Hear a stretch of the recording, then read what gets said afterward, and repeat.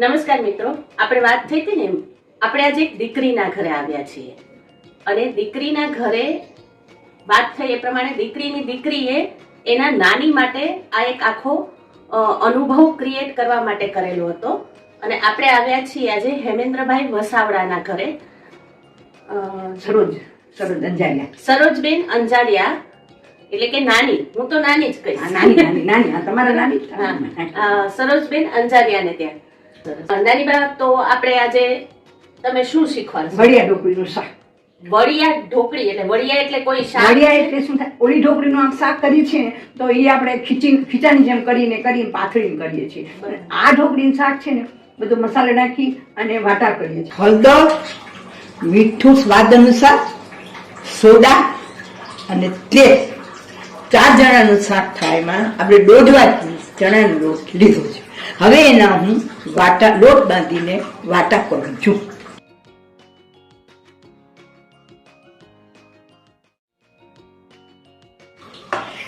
આમાં મોણ છે, આમ મીઠું ચડાય એવું મોણ આ ચણાનું, કારણ કે આ ઢોકળી છે આમ આખી રહેવી જોઈએ અને આમ અંદરથી આપણે જેમ અડીએ તો પોચી એકદમ રૂ પોચી જેવી થઈ જવી જોઈએ. એમ આ લોટ થઈ ગયો મિક્સ. હવે આમાં આપણે જોઈતા પ્રમાણમાં તેલ પાણી નાખી અને લોટ બાંધશું.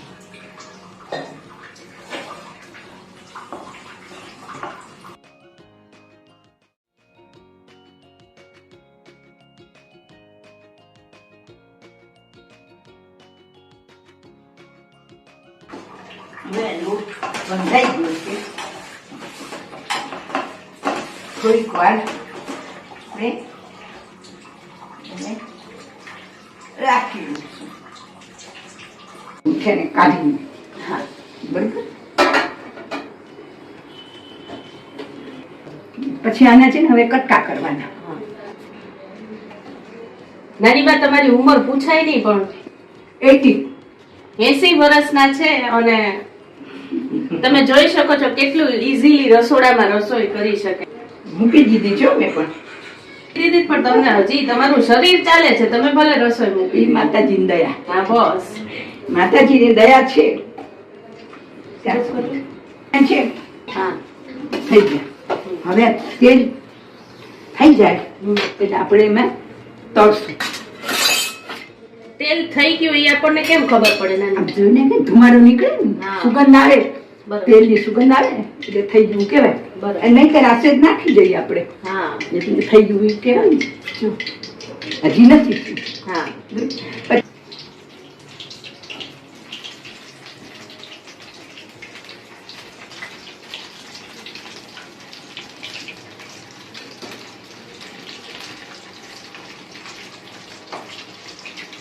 ધીમા તાપે તળવાના કે નાના? આ તો બાફેલા છે એટલે પછી વાંધો નહીં. તમે આ મૂળ કચ્છના? હા, કચ્છ. આસુ મોરબી. મોરબી. પણ આમ તો અંજારિયા એટલે એ કચ્છ સાઈડ.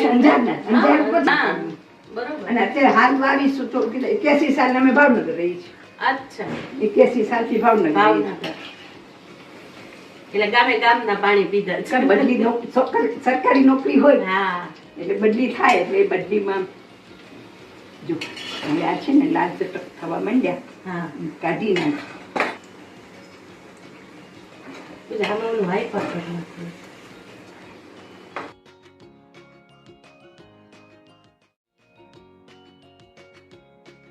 છે ને આપણે ગરમ પાણી છે ને એમાં બીજી વાત છે એમાં ને એમાં આપણે પાણી નાખી દેવાનું અને જ્યારે આપણે આ પાછું શાક વઘારશું ત્યારે આ પાણી છે તેલ વાળું એમાં નાખી દેવાનું છે શાકમાં.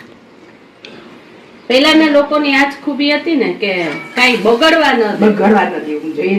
પાણી તેલ વાળું શાકમાં નાખી દેવાનું. કર્કળની દ્રષ્ટિએ જુઓ તો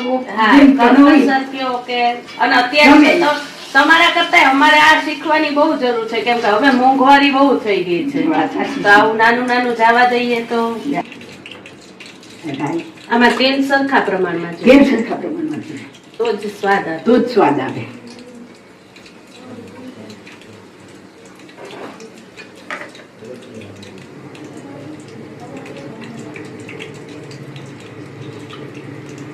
આદુ અને મરચાં બરોબર. 3ની પેસ્ટ છે. તેલ.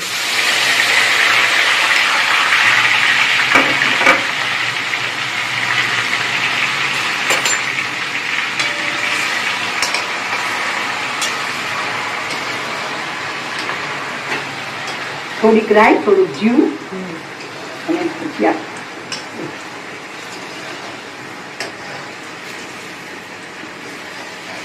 સુગંધ સરસ આવે.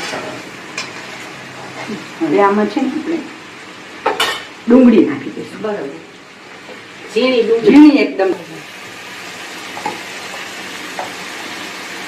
ક્યાંક નહીંતર તો દેખાય. બરોબર.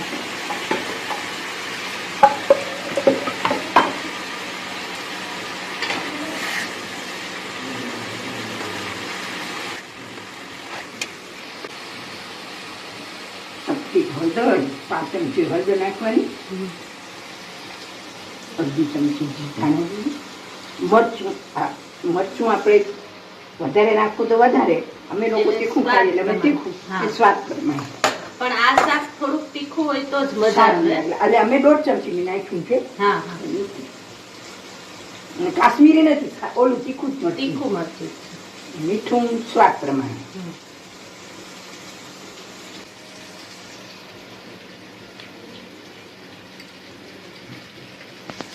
ગરમ મસાલો, ગરમ મસાલો. શાકનો જે આવે. દાળ શાકનો મસાલો આવે.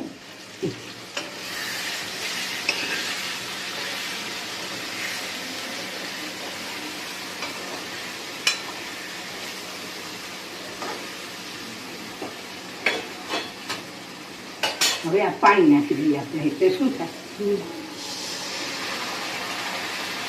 મસાલો એકદમ ચડી જાય.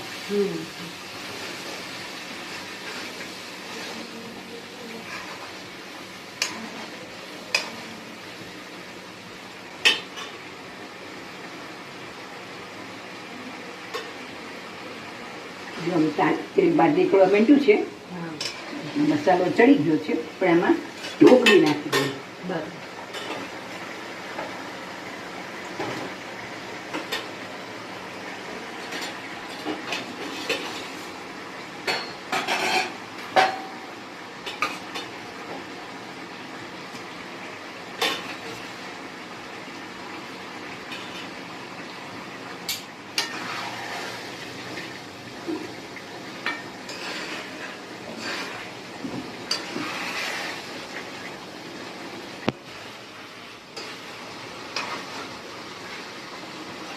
હવે આમાં આપણે દહીં નાખશું.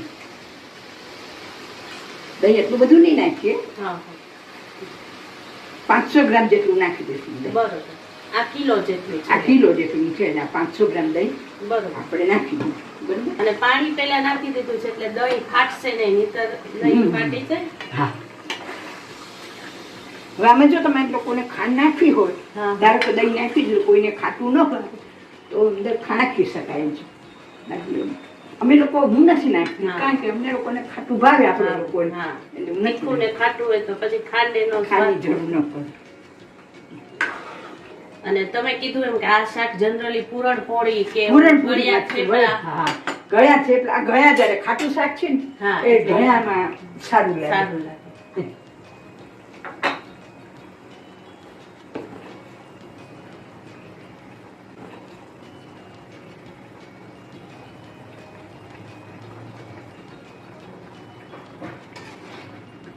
એમ ને એમ. અને આ બધું પાણી છે ને, તેલ ઉપર રહી જશે ને, પાણી બધું છે ને, હા. આ ચણા લોટ છે એટલે ઢોકળી પી જશે. પી જશે. એટલે પાછું જમવા ટાઈમે પાછું એમાં થોડું પાણી નાખવું પડે. સિદ્ધાઈ નાખવું પડે, નહીં. પાણી ન નાખવું, પાણીથી ન મળે. વાત થઈ. સિદ્ધાઈ નાખવું જમવા ટાણે. બરોબર. થઈ ગયું છે. થઈ ગયું છે. થઈ ગયું જો. તમે ચાખો એમ કરો.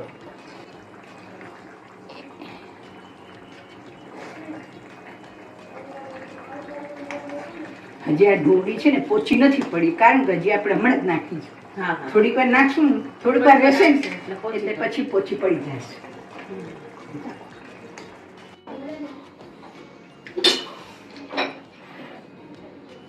બહુ જ સરસ સ્વાદ છે. મીઠું બીઠું વધારે નથી પડ્યું ના, બહુ જ પરફેક્ટ, એમ એક જ સરખો, ટૂંકમાં બધા જ સ્વાદનું બેલેન્સ છે. તીખાશ કયો, ખાટું જે દહીંના રસ કયો, બધું માપસર છે. કાંઈ વધારે કે કાંઈ ઓછું નથી. કોઈને ખાંડ નાખવી હોય તો અને નાખી શકાય એમ. કાઠિયાવાડી પંજાબી શાખાને નામ આપી શકાય. પરફેક્ટ પંજાબી ગ્રેવી છે અને એમાં કાઠિયાવાડી બધું નાખેલું છે. અને નાનીબાના હાથનો સ્વાદ ખરેખર આમાં આવે છે, એટલે એના પ્રેમનો સ્વાદ છે, એના જેવું છે.